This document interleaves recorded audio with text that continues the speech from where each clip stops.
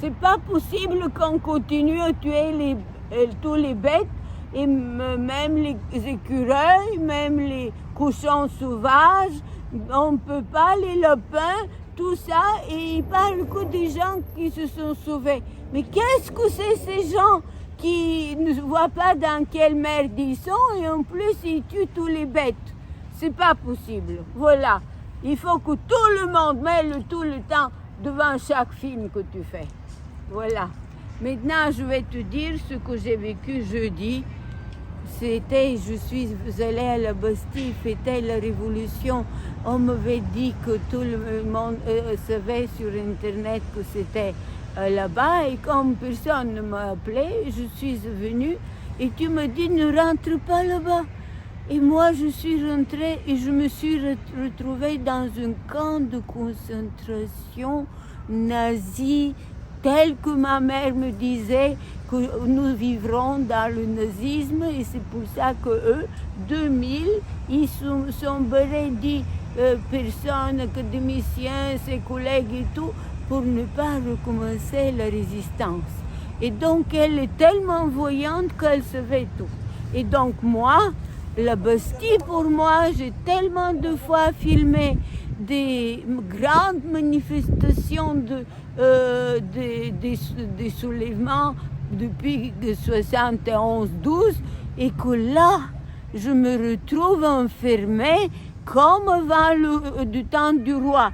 Le petit Larousse illustré dit: la Bastille, forteresse construite à l'est de Paris 1370, 1382. D'abord, citadelle militaire, elle devient sous Louis XIII, donc le roi, une prison d'État où les détenus étaient envoyés sur lettre de cachet du roi. Qui a fait la lettre de cachet du roi pour qu'on soit enfermé jeudi? Alors, la prise de la Bastille par les émeutiers, le 14 juillet 1789, devint le symbole de la victoire du peuple sur l'arbitraire royal. La Bastille fut détruite l'année suivante. L'opéra de la Bastille inauguré en 1989, j'ai fait les photos et je disais comment elle était construite. Alors c'est pour te dire qu'on était entouré par des policiers et qu'on pouvait, moi je éduquais évidemment les policiers avec ça, voilà, et avec ça. Et alors,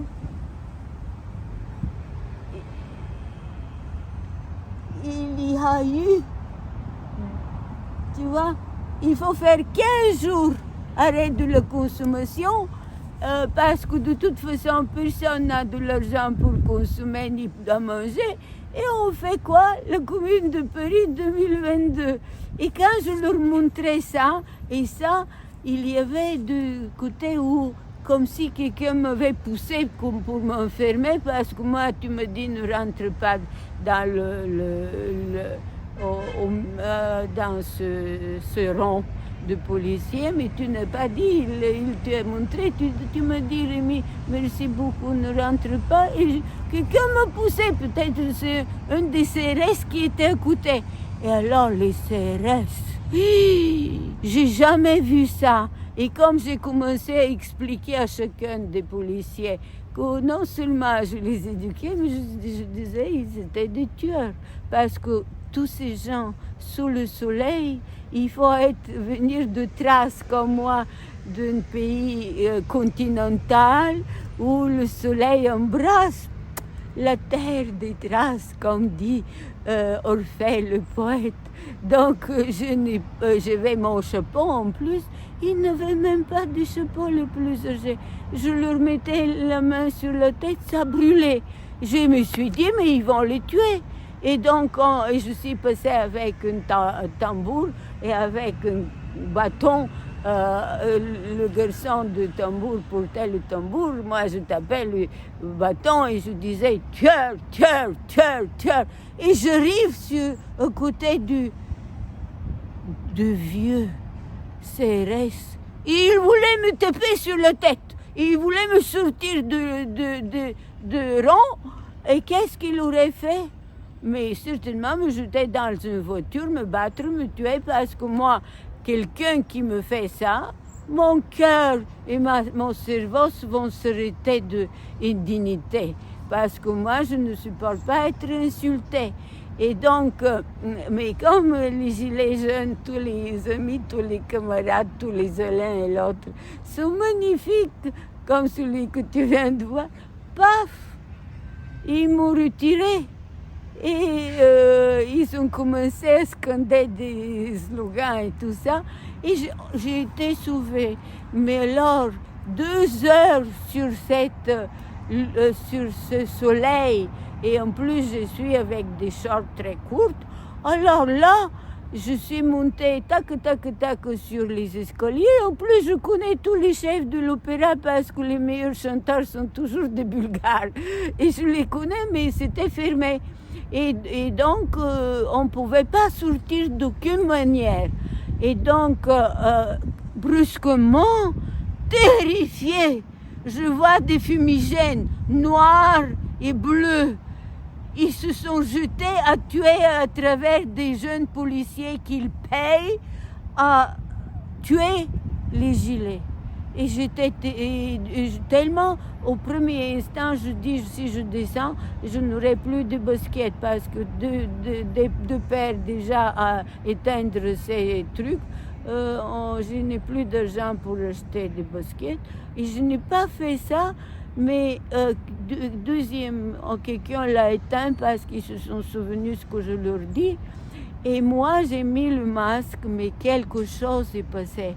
Parce que même si j'étais en haut, il y avait le vent qui envoyait partout, à gauche, à droite, en haut, en bas. Et voilà que là, ça brûle. Et quand je suis rentrée à la maison, je ne te dis pas quelle insulte j'ai ressentie. Et je suis allée au jardin de Luxembourg voir mon Arthur Rimbaud, pas lui, mais les gros des trous, des balles où on a tué les communards le 23 mai 1871. Et alors, avant de tendre la main, qui je vois au-dessus sur le mur? Mais mon corbeau! C'est tellement lui-même qui me suit, il s'occupe de moi. Et donc, j'étais tellement touchée de le trouver là où il n'y a jamais eu un oiseau ni personne, même parce que maintenant les Allemands et les Américains ne savent pas à quoi correspond cette photo. Et alors, mais je vous rappelle une chose, s'il vous plaît, n'oubliez pas, stop, mon livre, sixième livre sur Facebook, s'appelle Stop, fin de l'horreur du libéralisme, le bonheur pour tous, enfin. Et c'est le journal de bord après mon premier livre, chers amis et camarades, mes chers camarades des Gilets jaunes, lisez ce livre parce que vous vous retrouverez dedans, parce que j'ai décrit aussi notre vie. Alors voilà, mais on continue. Je me suis tellement, je souffre quand on parle des incendies pour les bêtes qu'on tue, que je suis comme à la maison, comme dans un trou où je suis une bête cachée. Et alors, tu sais quoi? J'étais là où on envoie tout ce qu'il faut pour dire que j'ai tout payé pour, tu vois, j'ai tout payé, il faut que tu le filmes très bien ça. Moi j'ai été, tu sais, à 20 ans, j'ai été à Washington. Mon père devait aller là-bas pour faire une représentation commerciale parce qu'il faisait la commune de Paris et Sofia et il fallait qu'il arrête de monter les salaires des ouvriers, les rendre égaux au patron, au directeur des usines et tout. Et donc, il est devenu chef, voilà, il nous a amenés. Et moi, j'ai commencé à étudier à Georgetown University et General American Dialect. Et après, très vite, le deuxième trimestre, Maryland, j'ai commencé la chimie. Et alors là, qu'est-ce que je suis devenue? La reine de beauté, avec un espagnol. Et je devais Cherry Blossom Festival. Et j'étais la première étudiante de tous les pays de l'Est et de l'URSS, de l'Union soviétique. Et j'ai vu le chef, le représentant américain des affaires étrangères pour qu'il me permette, mais il me permettait tout. Et tout le monde était content quand je faisais le moindre chose, tu vois. Et là, j'ai dit non, je ne peux pas être le reine de beauté. Comment ça, quelqu'un qui vient du communisme va faire la reine de beauté pour faire quoi? Et c'était très joli avec les fleurs et tout. Et après, je ne l'ai pas fait. Et tu sais qu'est-ce qui s'est passé? Toute ma vie, tout ce que je faisais, tout le monde voulait me garder. J'ai commencé à faire le tour des États-Unis par des connaissances d'une infirmière bulgare qui s'est mariée au Vietnam avec une américaine. Et il voulait me montrer ce que c'est l'Amérique. Et tu sais, après mes études, et tu sais qu'est-ce qui s'est passé? J'arrive à côté de Hollywood et Bob Hope, le plus grand représentant de tous les qui organisait toutes les séries sur Hollywood, et il y a un grand déjeuner, il m'invite et tout de suite, qu'est-ce qu'ils disent? Je mange et puis il veut me convaincre de rester chez lui et de travailler, bref, de devenir comédienne dans ces séries. Et moi, je me lève, je tourne les talons et je dis, je vais être chimiste. Et j'ai déjà commencé. J'ai 78% que j'ai passé tous les examens. Et il me dit, il se lève quand je sors comme ça, fier, et il me pointe avec le doigt et il dit, toute ta vie, tu feras du cinéma. Et s'il avait raison, Bob Hope, je n'ai rien d'autre fait depuis 50 ans que du cinéma.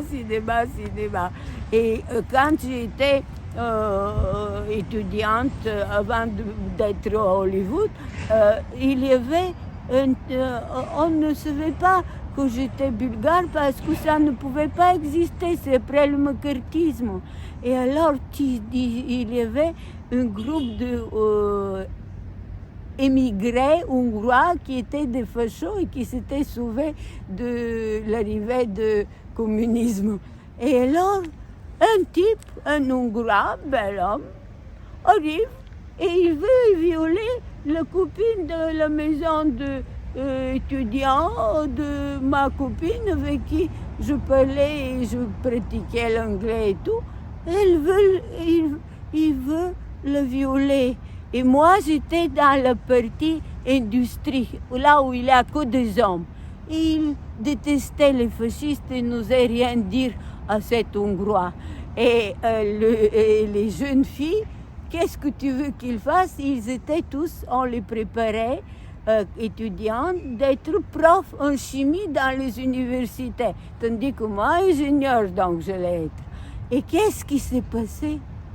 Moi, qui est habitué à être libre et qu'autour de moi, il faut que des gens libres, je vois ma main qui part, paf! Et une terrible gifle part et il reçoit une telle gifle qu'il n'a il n'a que se tourner et partir. Et il a compris que nous, les Bulgares, des Hongrois ne valent rien pour nous, des fachos. En plus, nos origines sont les mêmes. Ils savent que nous, on fait ce qu'on dit. Donc, j'ai sauvé la jeune fille, la B1. Donc, j'ai toujours fait ce que j'ai voulu. Et après, même, tu sais, même après, j'ai été Las Vegas, parce que qu'est-ce qui se passe? Je voyage, je n'ai plus un sou. Et il faut que je prenne l'autobus pour rentrer à la maison chez mes parents. Et alors, je vais à Las Vegas, parce que là-bas, on m'a mis, puisque je n'ai pas voulu devenir hollywoodienne, on m'a mis à Las Vegas pour voir ce que c'est. Peut-être je serais d'accord de rester jouer. Et donc, je suis allée là-bas. Et le chef de Las Vegas, où il n'y a que des jeux à l'argent, me reçoit et il me dit un secret. Tu sais, tu dis tu n'as pas d'argent. Tu mets $1 et si tu gagnes $2. Si tu ne gagnes pas, tu perds $1. Mais sinon, tu gagnes $2. Et si tu restes toute la journée, tu as gagné un bon salaire. Parce que c'est comme ça que les gens font ici quand ils n'ont pas d'argent. Je suis restée 18 heures et j'ai gagné pour rentrer à Washington, tu vois. Et donc, je sais, mais parce que moi, j'ai toujours de la chance. Je jetais les trucs et les gens se sont jetés à jouer sur mon endroit, mon plateau, parce que tous gagnaient, parce que ils faisaient ce que moi je proposais. Paf! Et il gagnait, paf, il gagnait, paf, et il gagnait, paf, il gagnait. Et c'est comme quand j'ai pris Et tu sais comment je suis arrivée à New York? C'était, j'avais 20 ans et j'avais été reçue déjà pour être à l'université en chimie. Et je parle en KLM, les avions pour Washington. Et je suis terrifiée. Et brusquement, au milieu de l'océan, on nous a dit « Ah, il y a un problème avec les portes, ils craquent et il faut faire la chose suivante. Voilà pour chacun un parachute. Quand on vous dit ouvrez le parachute, vous l'ouvrez et voilà la poudre que vous devez mettre quand une fois vous êtes tombé dans l'eau. Vous mettez la poudre à côté et comment s'appelle le grand poisson qui mange des gens? Le poisson, dis-moi. Le requin. Le requin, il va pas vous manger. Et moi, quand j'ai entendu cette histoire en bulgare, en plus parce qu'encore je ne connaissais pas l'anglais, j'ai souri et je me suis endormie parce que j'ai dit il n'y aura jamais ça, c'est pas vrai. Et tellement ça a calmé le grand avion, tous sont passés, je me demandais pourquoi ils circulent, je dors. Et ils m'ont tous vu dormir, parce que moi je dis il n'y aura rien, c'est faux, et je me suis endormie. Et parce que j'ai tellement pas dormi pour préparer le voyage, et tu sais quoi? Ils étaient tellement heureux que je leur ai dit ça, que avant que l'avion atterrit, j'ai reçu un grand sac avec des diamants, de l'or, de tout ce que tu veux. Ils m'ont donné parce que les uns émigraient aux États-Unis, étaient très riches, les autres rentraient au pays avec des choses très belles. Et ils m'ont donné un grand sac. Et moi, qu'est-ce que je fais avec ça? Et je sors de là-bas, surtout que c'était samedi ou dimanche, je ne sais plus, et j'ai cru que j'étais en Afrique. Tous les gens qui travaillaient là-bas, qu'est-ce qu'ils faisaient? il était noir. Et j'ai cru que je suis en Afrique parce que moi, je n'avais pas vu en Bulgarie, il n'y avait pas de noirs. Et je me suis dit, non seulement mon bagage, il s'était trompé à l'envoyer en Afrique, je l'ai rattrapé à temps, mais maintenant, moi, on me jetait dedans. Et donc, on atterrit, et là, qui me reçoit avant mon papa? Ma mère. Et alors, je lui dis que j'ai reçu tout ça, et parce que pendant on passe la douane, elle regarde ça, et qu'est-ce qu'elle fait? Elle prend le grand sac, regarde maintenant, elle prend le grand sac et elle le jette à la poubelle.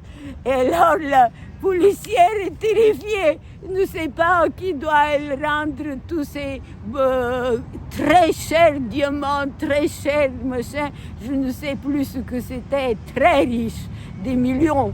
Et elle a dit, c'est pas possible, elle a cru que c'était une provocation contre le pays socialiste parce que la première fois un pays socialiste après le macartisme venait aux États-Unis. Et résultat c'est parti, mais pour moi comme l'argent n'a jamais eu d'importance, je n'ai rien dit, mais seulement j'ai dit à la femme en quelle langue j'ai dit à lui dire de chercher pour les rendre. Elle a souri, elle a pris le sac, donc elle a gagné beaucoup. Et donc, tout ça, c'est pour te dire d'où je viens et qui je suis. Alors, mon père, grand résistant, qui raconte sa résistance et après comment il fait le communisme, la commune en Bulgarie, ses camarades le racontent ça. Et parce que j'ai fait le film, ici on a fermé toutes les usines avec support chimique et on ne pouvait pas le finir, il reste toujours pas fait. Et alors qu'est-ce qui s'est passé? C'est que moi, j'ai tellement de chance que je ne peux rien. Et donc après que j'ai souffert tellement, tu sais, le syndic brigand, je te dis, là, c'est très important, filme ça s'il te plaît, parce que c'est l'explication où tout le monde, mes chers camarades, mes chers gilets jaunes, il faut me donner un €2 pour que je puisse nourrir mon corbeau. Je n'ai pas un sou, c'est terrible. Et regarde maintenant, ça c'est une explication des documents de Crédit Lyonnais dedans et comment vous pouvez aller sur IFNOR chez les chefs et à Paris pour pouvoir comprendre que je ne dois rien. Voilà, filme-le en entier. En entier, filme-le, chaque ligne filme. Commence en haut et descend en bas, il y a une université au-dessus qui envoie ça. Il s'appelle, tu vois, une université, là, ça s'appelle micro-université. Ils sont très, très doués à faire ce que, tu vois, et celle qui fait ça, elle est un grand peintre. C'est magnifique. Quand on va là-bas, on a Cherry Blossom Festival. Tellement de jolies choses. Tu le filmais bien. Et voilà, donc, en fait, si je suis là aussi, c'est grâce à Alain, le taxi. Parce que sans lui, je serais déjà, je n'aurais pas écrit ce que j'ai écrit, lettre au procureur de la République pour qu'il s'occupe de syndic brigand et l'oblige d'accepter que je ne lui dois pas un sou. Voilà, je ne peux plus. Tu l'as fait le film qu'on a tourné samedi? Comment ça s'appelle? Le film que tu as fait? Dis-moi, c'est pas honteux de me dire comment ça s'appelle le film. Voilà. Et pour ne pas vous tromper, voilà comment on écrit IFNOR. Tu vois, IFNOR. Ça, c'est une vieille facture et il mettait au moins 1000, 2000 euros de plus. Plus le fait plus ce qu'il disait et mentait. Et donc, il faut, sans camarades, sans amis, on ne peut pas vivre. Alors je te remercie, Rémi, de devenir un bon camarade et ami, de filmer et et qu'on passe, parce que j'ai 400 DVD, et regardez sur mes YouTube Maria Koleva Film, vous allez voir de nouveaux films qu'on met, un jeune homme sympathique, mais depuis Zéléa, s'il s'occupe de moi. Et donc, Nicolas, et c'est pour ça qu'il faut que vous voyez les films pour vous donner de la force. Parce que sans ça, on ne peut pas tenir. Et je remercie beaucoup les deux qui sont venus, Alain, le taxi, et une jeune femme si belle, mais je ne sais pas comment elle s'appelle, avec M. Et je vous avais invité des millions à venir, et vous avez eu peur, vous voyez. Et maintenant, les gens ont peur que quelque chose, ils peuvent me faire ce inducteur. Donc, n'ayons pas peur, luttons. Voilà, courage, je vous aime de tout mon cœur.